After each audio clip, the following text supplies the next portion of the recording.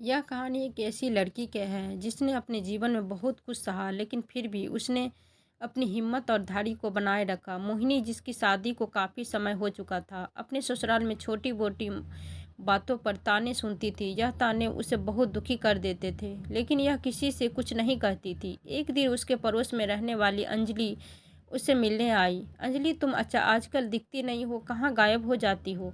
मोहिनी ने पूछा। अंजलि मुस्कुराते हुए बोली, घर में कोई नहीं है ना, तो सारा काम मुझे ही करना पड़ता है। वैसे आज बता, आज घर में कितनी इतनी शांति क्यों है? मोहिनी ने राहत की सांस लेते हुए कहा, हाँ, आज माँ जी अपनी बुआ के घर गई है, इसीलिए घर में इतनी शांति है। आता कि तुम इतनी डरी हुई क्यों रहती हो? तुम्हारी सास तुम्हें दिन भर कुछ न कुछ कहती रहती है, और जब तक तुम उन्हें जवाब नहीं दोगी, वे ऐसा ही करती रहेगी। मोहिनी ने सिर झुकाकर कहा, अरे छोड़ो अंजलि, तुम क्या बात कर रही हो? उनकी बातों से मुझे कोई फर्क नहीं पड़ता है। मैं किसी भी बात को दिल पर नहीं लेती। अंजलि ने गहरी सांस ली और कहा, तुम्हारे अंदर बहुत सहनशील है। मैं तो अपनी सगी माँ की भी तो उतनी नहीं सुन सकती जितनी तुम अपनी सास की सुनती हो। खैर, मैं अब चलती हूँ, घर पर बहुत सारा काम पड़ा है। इतना कहकर अंजलि चली गई। उसके जाने के कुछ ही देर बाद मोहिनी की सास राजू और ससुर अंकित घर आ गए। मोहिनी बहू, मोहिनी बहू। राजू की आवाज़ सुनते ही मोहिनी भागकर आई। अरे माँ, आप आ गई? उसने आदर से पूछा। राज्यों से गुस्से कहा, हाँ, हम आ गए, और तो अब मैं पानी का एक गिलास भी नहीं दे सकती। अगर मेरी तेरी माँ ने तुझे अच्छे संस्कार दिए होते तो तुझे पता होता कि अपनी सास की सेवा कैसे की जाती है। मोहिनी जल्दी से पानी लेने चली गई। तभी अनीता ने कहा, माँ, आप भी कमाल करती है, आपको तो बस बहू को ताने देने का बहाना चाहिए। राजू के नाक सिकोड़ते हुए कहा, अरे सांस लो तो ले, लेकिन तुम अपनी बहू की बहुत ज़्यादा तारीफ करते हो। बहू को थोड़ा दबा कर रखना चाहिए, नहीं तो वे सिर पर चढ़ जाती है।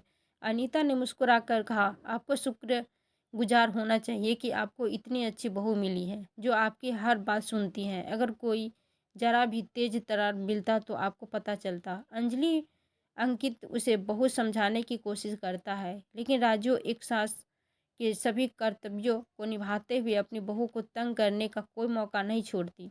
अगले दिन मोहिनी के माता पिता निकिता और सोमवीर उससे मिलने उसके घर आते हैं। अरे माँ, पापा, आप दोनों अचानक, सब ठीक तो है ना? मोहिनी ने आश्चर्य से पूछा। निकिता मुस्कुराते हुए बोली, हाँ बेटी, सब ठीक है।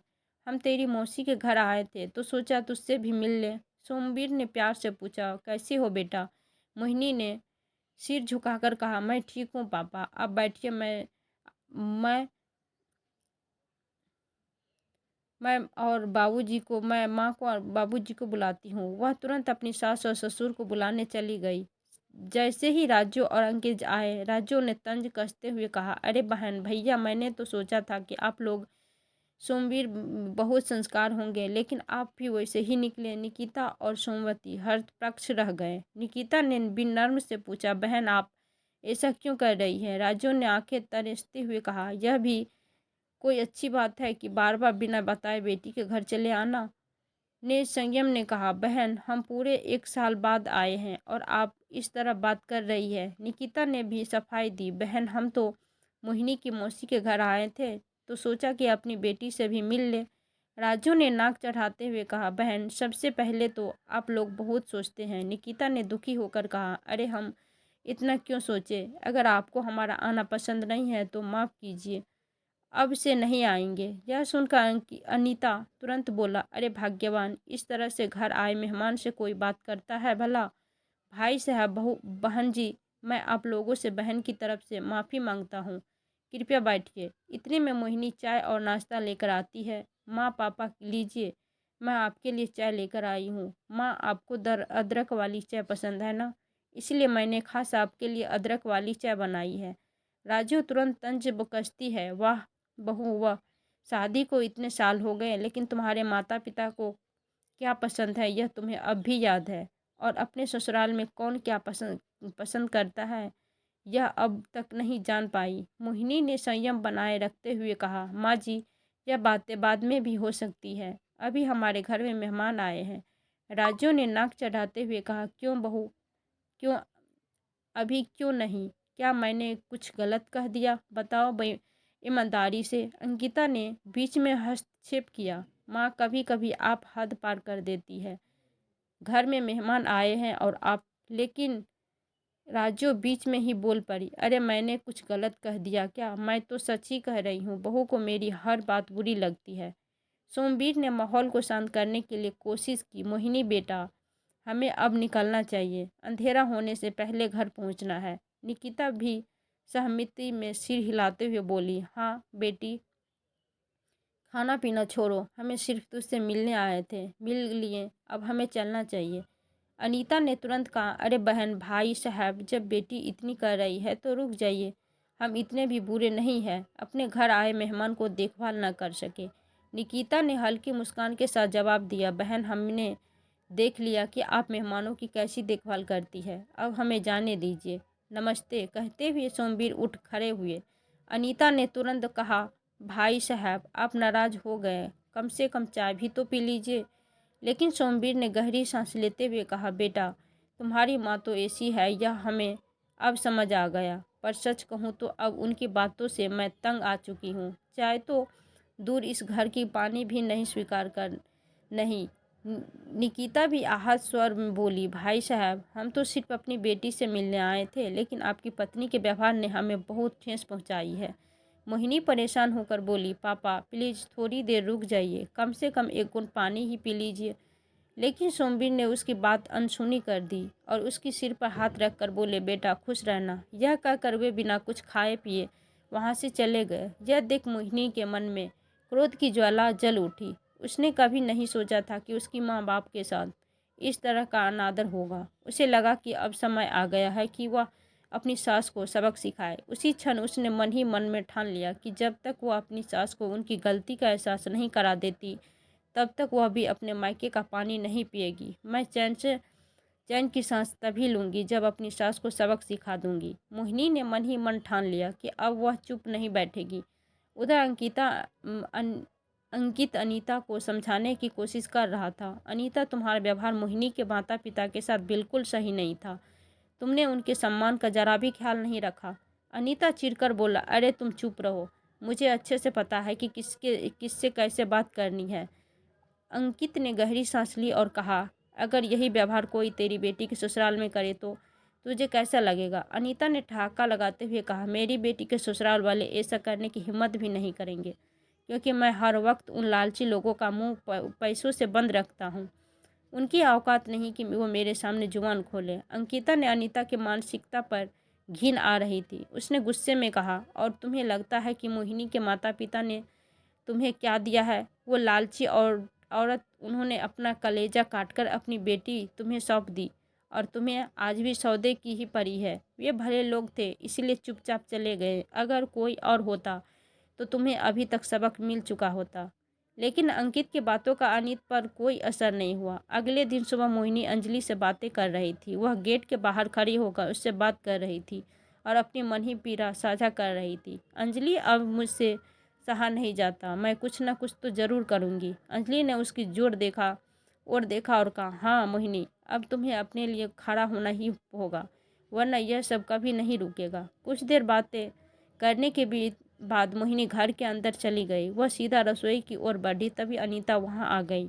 मोहिनी जैसे ही घर के अंदर आई, अनीता ने उसे देखते ही वह कहा, बहू सुबह सुबह बाहर खड़े होकर अंजलि से क्या बातें हो रही थी? कोई खास बात थी? मोहिनी ने सहजता से कहा, माँ अंजलि कुछ परेशान थी, इसीलिए उससे बात कर रही थी।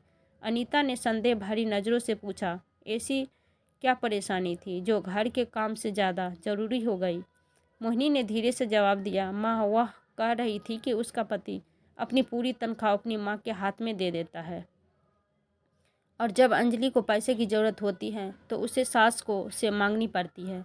अनीता को यह सुनकर अजीब लगा, लेकिन उसने अपनी उत्सुकता को दबाते हुए कहा, तो फिर मोहिनी ने अपनी बात आगे बढ़ाई, बस वह कह रही थी कि अगर उसका पति उसे कुछ पैसे अपने पास रखने दे तो उसे हर छोटी चीज़ के लिए सास के आगे हाथ नहीं फैलाना पड़ेगा। वैसे माँ आपसे एक बात पूछूं? अनीता ने आंखें सिकोड़ने लगा कहा। मोहिनी ने धीरे से कहा, सोनू हर महीने आपको घर खर्च के लिए सिर्फ 1000 रुपये देते हैं, लेकिन उसकी तनख्वाह तो इससे कहीं ज़्यादा है। ना। अनीता को जैसे कोई नया विचार मिल गया हो। उसने सोचा कि अगर सोनू अपनी पूरी तनख्वाह उसे दे दे तो कितना अच्छा होगा।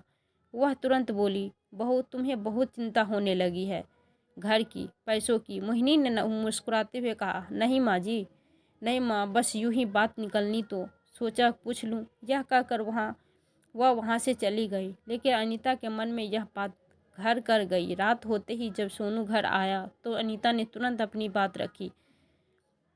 बेटा, तुझे मैं हर महीने घर खर्च के लिए सिर्फ 1,000 रुपये देती हूँ, लेकिन इतने कम पैसों में घर कैसे चलेगा। सोनू ने चौंकते हुए कहा, माँ लेकिन आप तो पिताजी से भी पैसे लेती हो ना।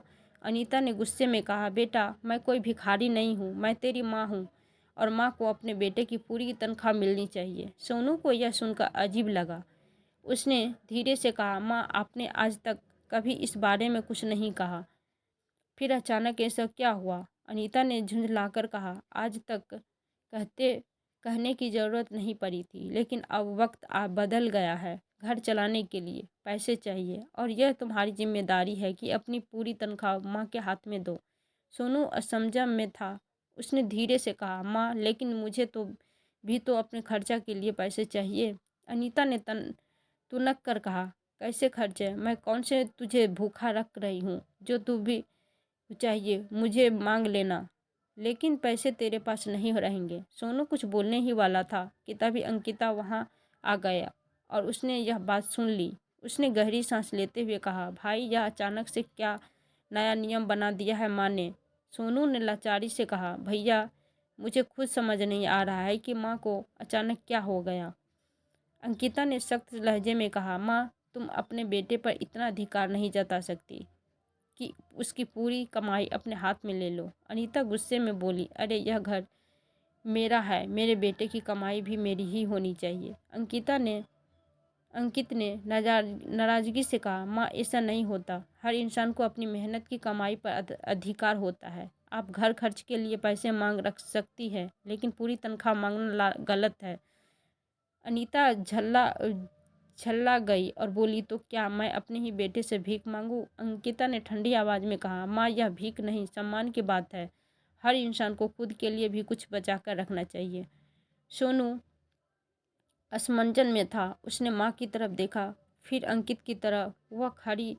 वह नहीं चाहता था कि घर में कोई नया विवाद खड़ा हो। तभी मोहिनी ने धीरे से कहा, माँ अगर आपको घर खर्च के लिए और पैसे चाहिए तो आप आराम से मांग सकती है, लेकिन सोनू को भी अपने लिए थोड़े पैसे बचाने चाहिए। आखिर वह भी अपनी जिम्मेदारी को निभाने वाला इंसान है। कुछ देर तक सोचती रही, फिर बड़बड़ाते हुए वहाँ से चली गई। मोहिनी ने अंकित की तरफ देखा और हल्की मुस्कान दी, जैसे वो कह रही हो कि उसने पहला कदम उठा लिया है। अनीता की जिद बढ़ती ही जा रही थी, लेकिन सोनू भी अब झुकने के मूड में नहीं था। उसने गहरी सांस लेते हुए कहा, माँ आज आपको क्या हो गया है? मैं अपनी पूरी तनख्वाह नहीं दे सकता।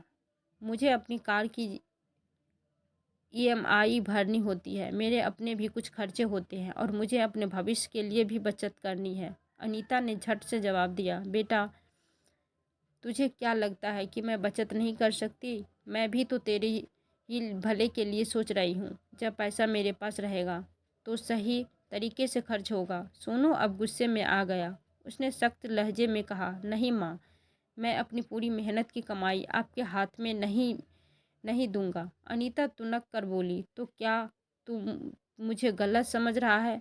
तेरा भला सोच रही हूँ और तू ही मुझसे लड़ रहा है। दोनों के बीच बहस बढ़ने लगी। सोनू की आवाज़ अब तेज हो गई, माँ आप ये ज़बरदस्ती करना बंद कीजिए। मैंने अब तक कभी इस बात पर ध्यान नहीं दिया, लेकिन अब मुझे लग रहा है कि आप अपनी मनमानी करने लगी है। हर किसी की अपनी जिम्मेदारी होती है और मुझे भी अपनी ज़िंदगी सही तरीक़ों से जीनी है। अनीता ने गुस्से से कहा, तो तू चाहता है कि मैं तेरे पापा की दी हुई रकम से जैसे तैसे गुजारा करूं और तेरा पैसा तुझ तक ही सीमित रहे? सोनू झिंझलाकर बोला, माँ ये कोई तरीका नहीं है, मैं अपना पैसा खुद संभालूंगा।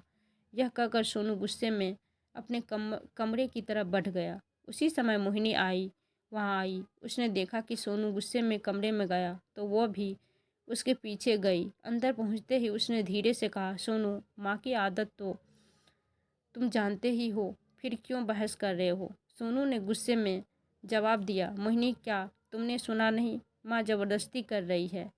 वह चाहती है कि मैं अपनी पूरी तनख्वाह उनके हाथ में रख दूं। ऐसा कैसे हो सकता है? मोहिनी ने एक लंबी सांस लेते हुए कहा, मुझे पता है, लेकिन तुम भी तो माँ की बातों में उलझ जाते हो। तुम जितना ज़्यादा जवाब दोगे उतना ही मामला बढ़ता जाएगा।